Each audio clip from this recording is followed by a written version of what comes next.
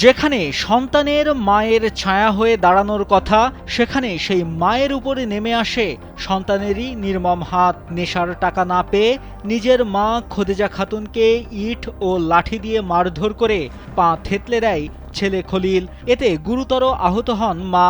এ সময় মায়ের আর্ত চিৎকারে ছুটে আসে প্রতিবেশীরা।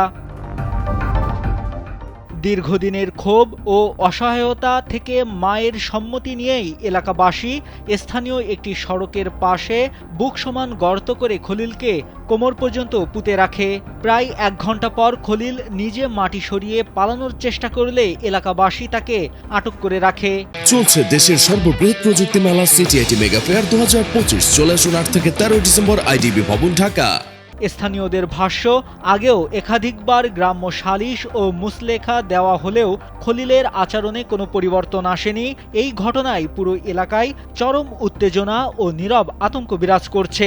নেশার ভয়াবহতা আর পারিবারিক ভাঙনের এমন দৃশ্য করে তুলেছে এক শিউরে ওঠা উদাহরণ। আরো কঠিন শাস্তি হওয়ার দরকার।